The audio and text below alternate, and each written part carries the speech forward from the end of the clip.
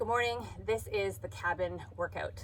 I get told all the time, I hear from people all the time, I can't do it because I'm camping. I can't do my workout because I'm away or whatever. But you can do workout wherever you are. You can take some time, which is going to be, I think maybe like 10 or 15 minutes or so. We're going to do a couple of little circuits. The weight that I'm using, you don't have to use a weight, but the weight I'm using is a brick paver. That's going to be my dumbbell. So let's make this happen. We're going to do a series of circuits. We're going to do 12 to 15 reps, kind of aiming to get to almost fatigue. And then we'll stop and we'll do the next one. And then we're going to take a break and then we're going to do another circuit. So we're going to do 3 circuits all together. All right. So you can use a weight or not. You can use a makeshift weight. You could use a jug of milk. You can use whatever the heck you want, or you can use nothing. Up to you. First circuit, what we're going to do, either with or without a weight, and we are going, so my head's cut off, sorry about that, you'll see it part way through, but we're going to do side lunges. And we're going to hold the weight either in front like this, you can hold it like this, you could hold it down like this if you like, you could hold one in each hand and go on either side. Those are your options. So I'm going to be holding it in front right here. Okay, so here we go. We're going to do 15. And I really want you to stick your bum right back. So I'm trying to get my bum, aim it back towards the sliding door behind me. And like any good personal trainer, I've already lost count. This is probably about 6 reps on each side. And on this one, I'm not doing my inhale to expand, exhale to engage. I'm just letting my pelvic floor respond as it needs to, responding to the demand. Okay, let's do, not quite fatigued yet, I'm gonna do 4 more on each side. There's 1, 2,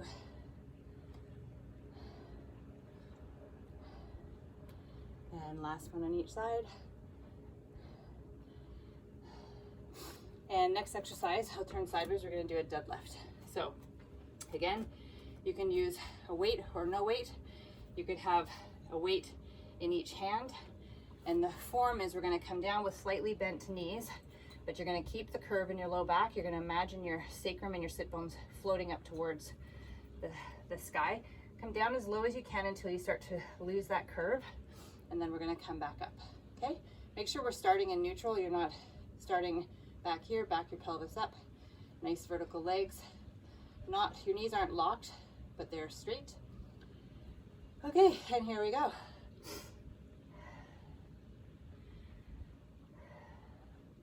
So remember your curve, hinging at the hips, sticking your bum back.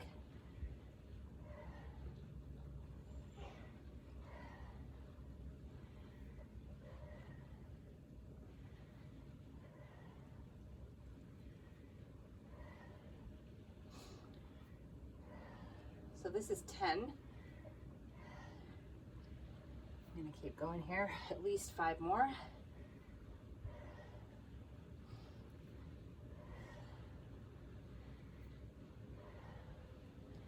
I feel like I can keep going, so I want to. I'm gonna do another 5. You don't wanna stop when you reach a number. Ideally stop when you've reached the point where you feel like you can't really do anymore.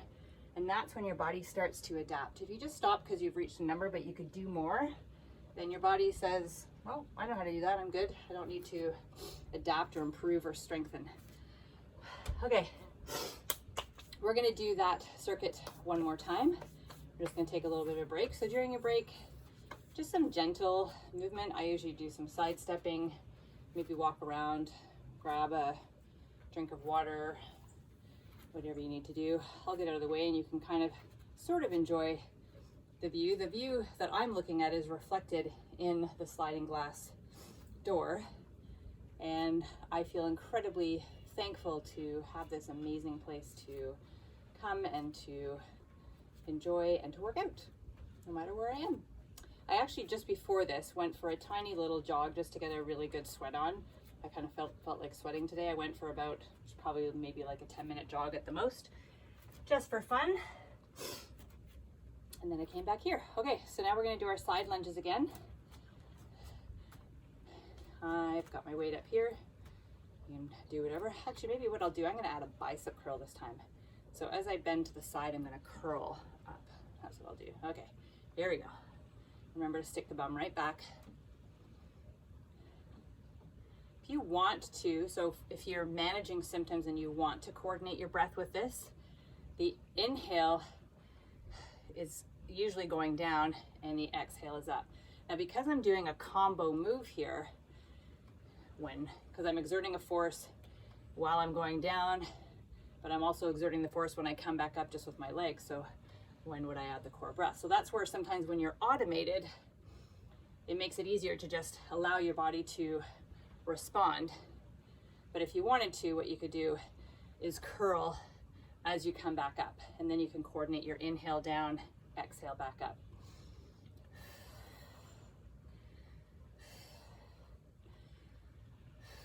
So pick which one works for you.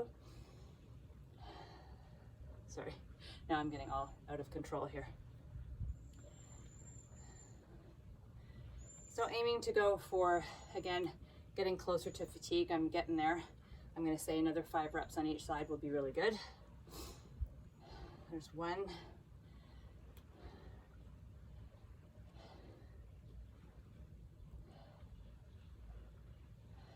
There's 3. Last 2 on each side.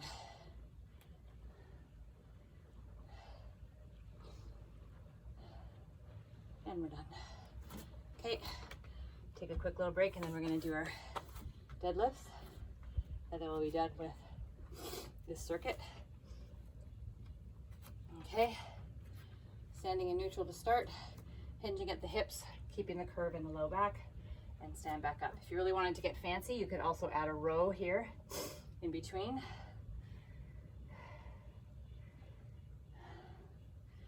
If you want to add the core breath, you're going to inhale down, exhale as you lift, inhale down, exhale as you lift. If you're just doing the dead lift, inhale down, exhale up.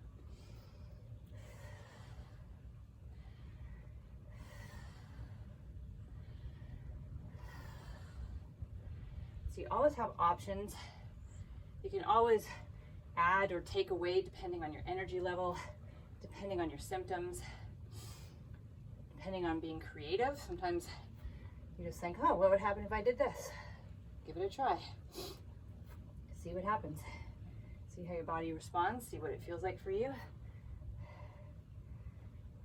And do 5 more.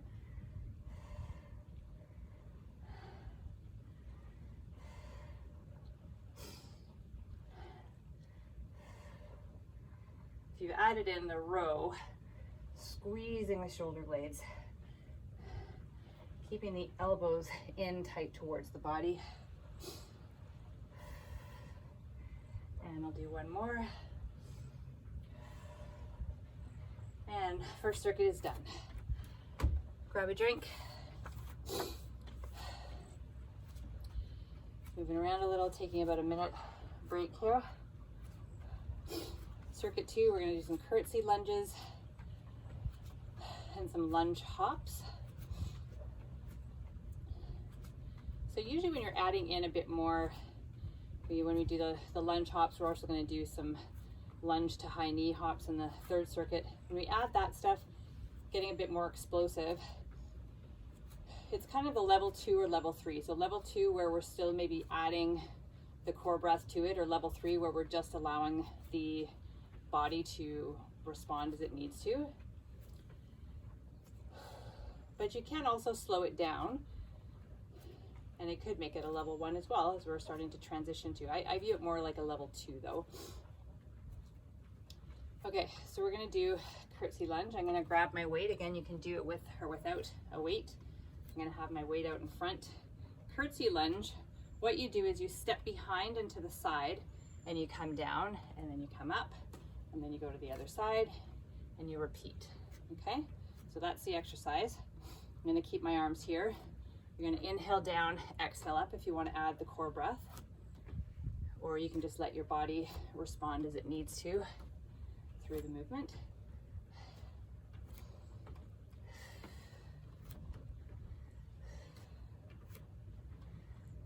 You could also have 2 dumbbells and have your arms curled up like I do with a dumbbell in each hand. You could also have a dumbbell in each hand and have it at the side. So those are a couple of options for you. Or you could just have nothing at all.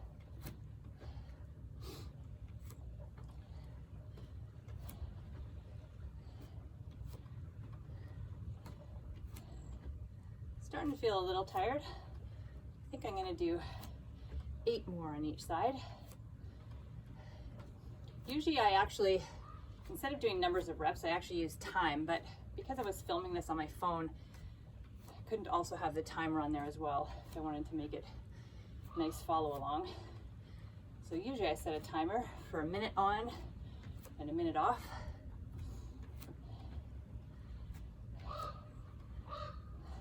Okay, I'm gonna go 1 more on each side.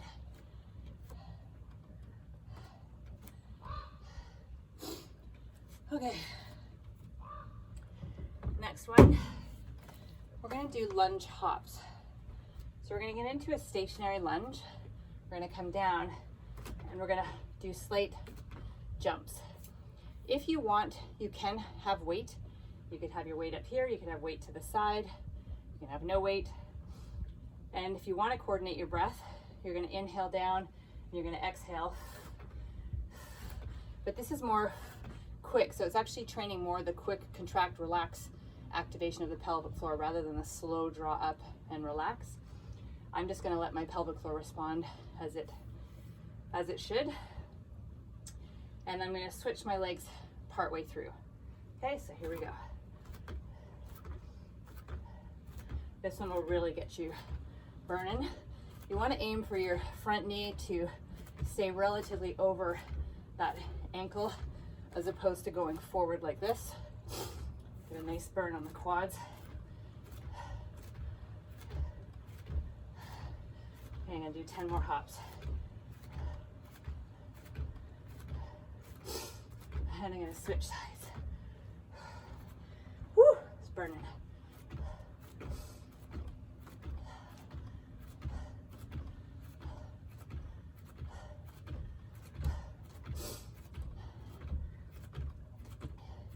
And do 5 more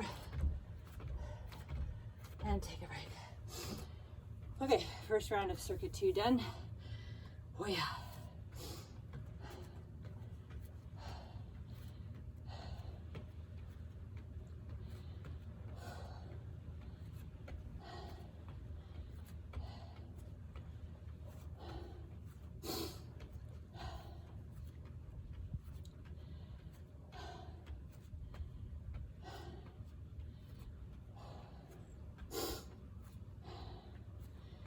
Excuse my sniffing, I sniff when I work out.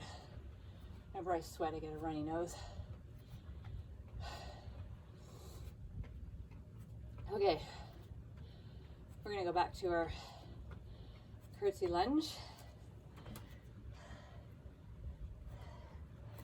Got my brick, got it up, and here we go.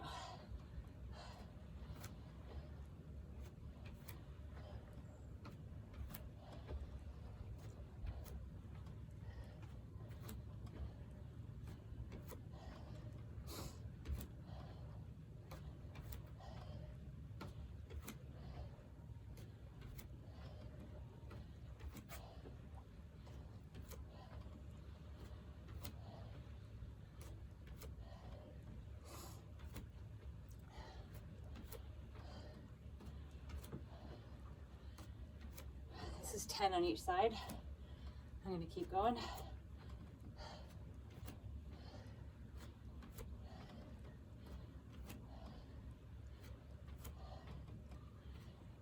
I'm going to do 2 more on each side.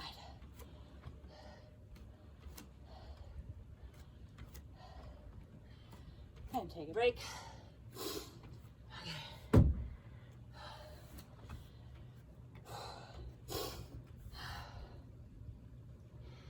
We're going to do our lunge hops.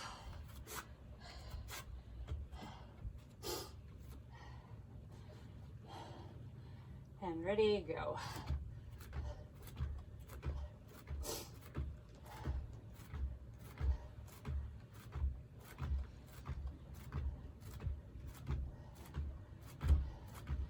This is 20, I'm gonna do 10 more.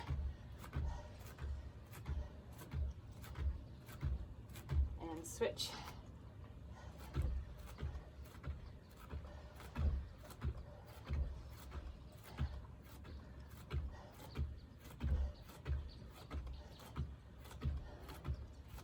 There's 20.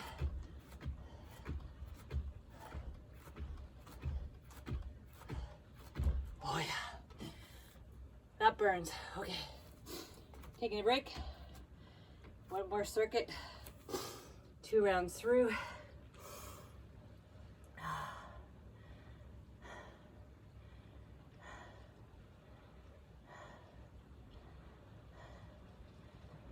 So in circuit 3, we're going to do a sumo squat, and then we're going to do a rear lunge to a high kick. So in a sumo squat, we have wide legs. You can do it with or without a weight. And then come down and up, down and up. If you've got your weight, you can have 2 dumbbells in front. You can have 1 weight up above. And we're gonna go, here we go. Make sure you stick your bum right back.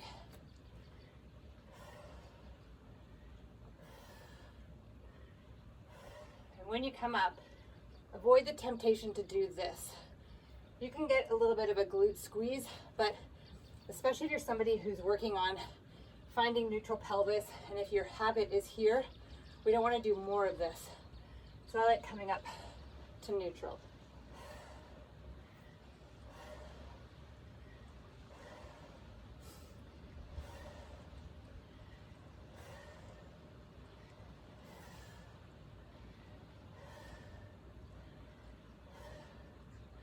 I'm gonna go 5 more.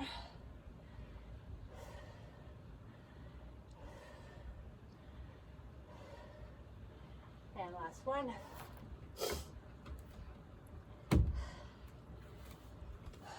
Now what we're gonna do, we're gonna go rear lunge up to a high knee. So rear lunge up to a high knee. And you can stay low impact if you like, or you can come up and do a hop. And then we're gonna switch sides. Okay.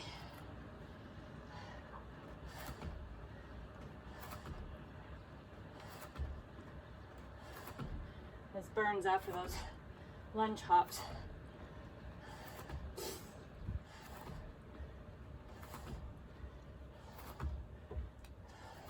I only got 5 more in me.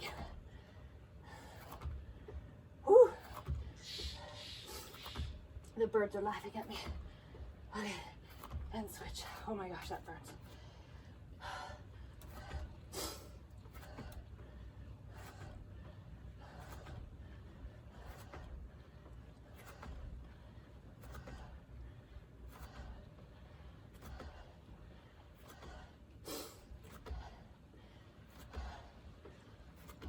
Last 2.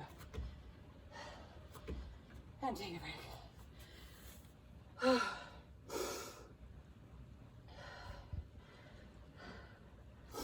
So those lunge hops are something that I give to, it's kind of like, it's almost like the last progression before returning to running.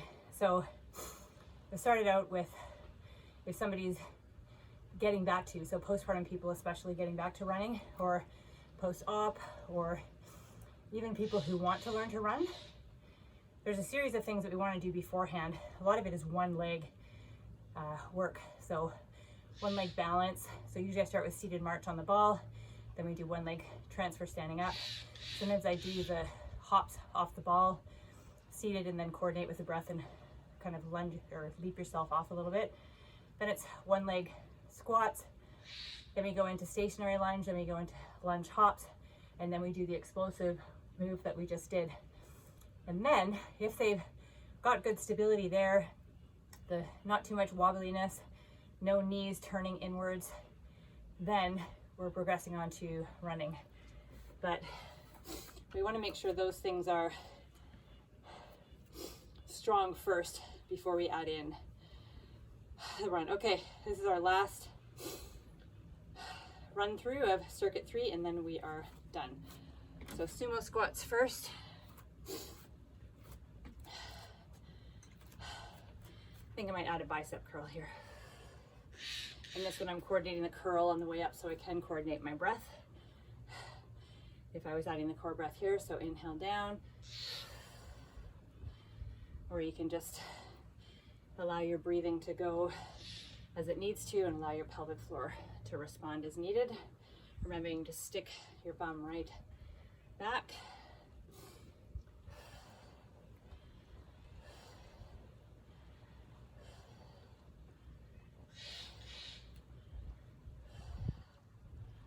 I'm going to do 5 more here.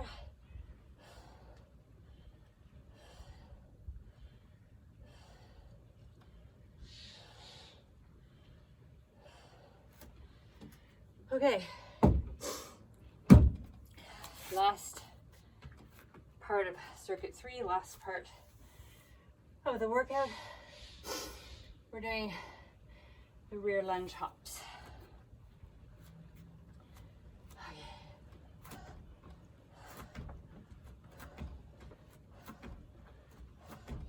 Here's low impact. And you can also even go higher. If you're really badass, you can have weights in your hands.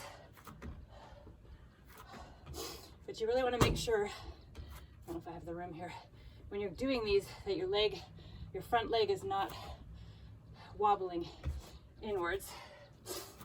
And keep good stability in the hips and the thighs. Okay, switch sides. Whoo, this burns.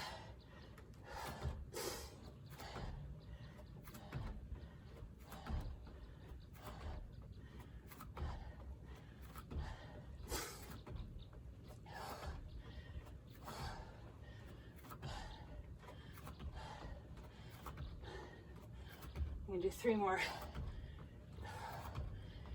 And last one. Bye. Okay, I'll take you through a quick stretch. So that was about 20 minutes that we just did. I roughly, sorry, let me catch my breath. I like a 20-minute workout routine, especially as we get closer to or are in kind of, well, post-menopause. High intensity exercise increases cortisol. And when we have cortisol level management issues, so people who are very high stressed, people who aren't sleeping, if there's a hormone dysregulation, there's lots of reasons why cortisol levels can be elevated. If we add on to that more high intensity activity, that can make our cortisol levels go even higher. So I want to keep the intervals shorter and the workout time shorter to help manage cortisol. So here I'm in, I've got my left leg extended out to the side and my right leg is bent in, and I'm getting both sit bones on the ground. And you can just sit here for a minute. Enjoy some nice length along the back of this leg, the inner thigh. Put your hands out in front of you. And then we're gonna do a little rotation in a moment as well.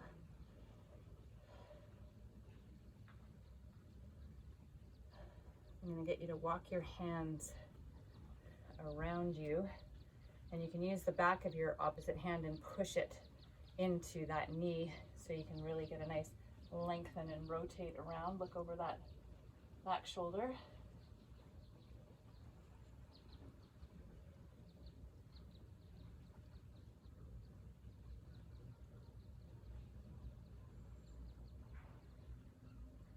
And then we're going to keep the legs here. Now I'm going to walk around to the other side.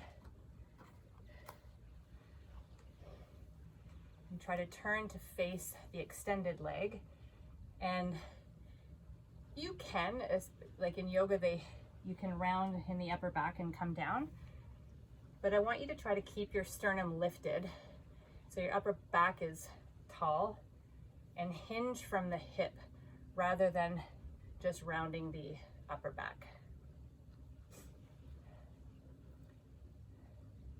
If this is challenging, you can hook a strap around your feet so that you can hang on to something. If you're really flexible, you can grab your feet or your toes. You can also just place your hands on the floor beside you. And now we're going to switch sides.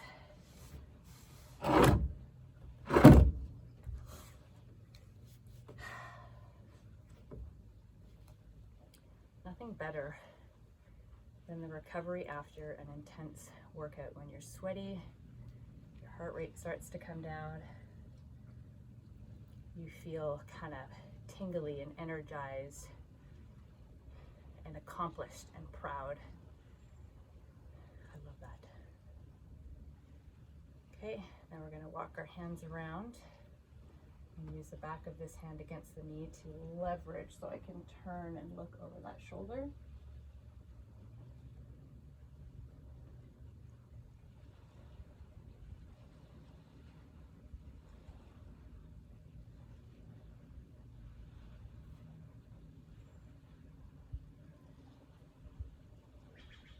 And I'll come on back and then over to the other side.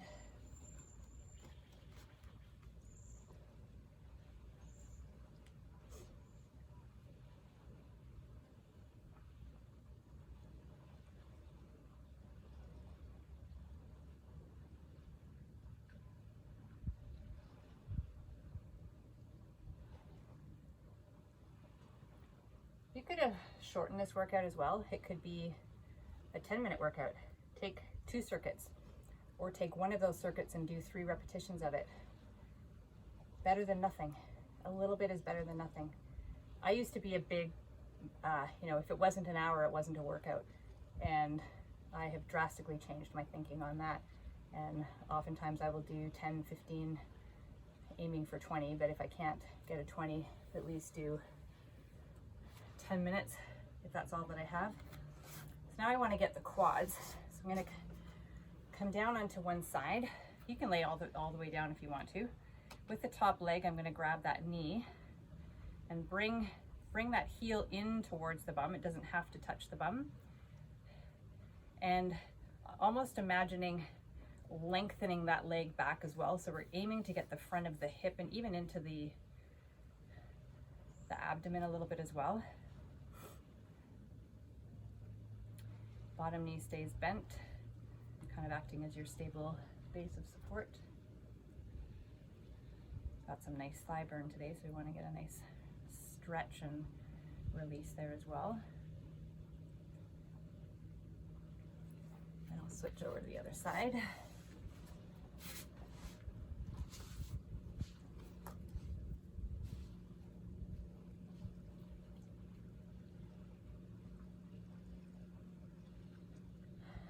And now I have the rest of the day to sit here and enjoy the view, read magazines, read books, go down to the beach, go beachcombing.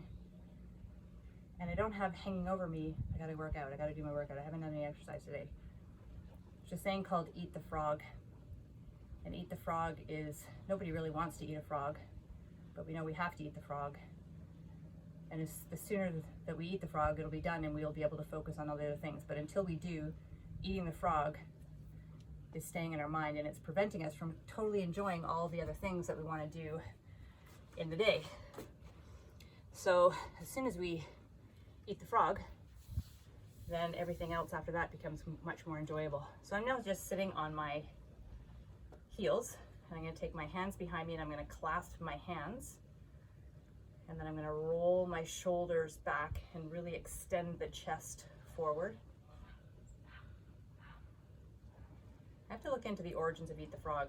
It was a friend of mine who had it on his office wall. And I asked him one time what it meant, and he said, I think there's actually a book called Eat the Frog. But I'll ask more about where the origins of that come from. But essentially, the stuff that you don't want to do, interferes with your enjoyment of the things that you do want to do. So if you can get the stuff you don't totally want to do out of the way, it makes the other stuff more enjoyable. That being said, I really love exercise, so it's not really like eating the frog for me, but it is for some people. And there have been periods of my time, periods of my life, periods of time in my life where exercise has not been enjoyable and it has been a chore. So it was kind of like eating the frog.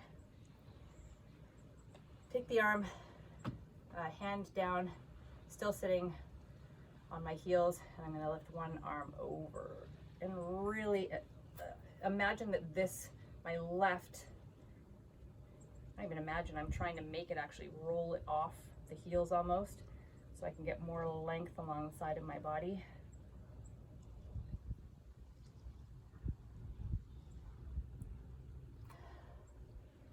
And the other side. And then we're going to do one more stretch for the hamstrings. And I don't know if you guys can hear it, but my stomach is totally growling. So I'm going to have some breakfast. Okay, so for hamstrings,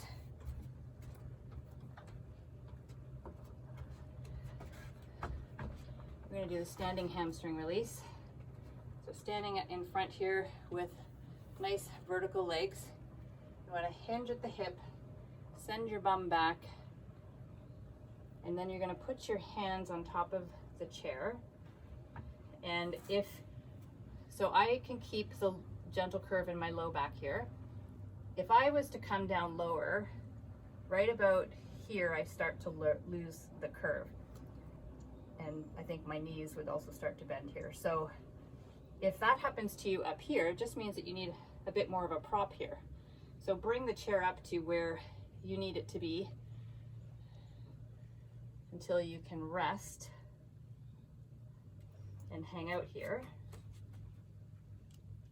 You can drop your head if you like and try to relax. So if your quads are really turned on, I want you to let them go and let the kneecaps drop.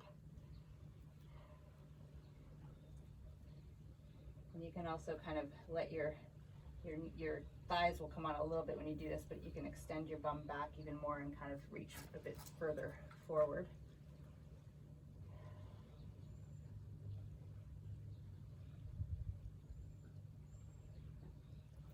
Come back up here and let my knees go.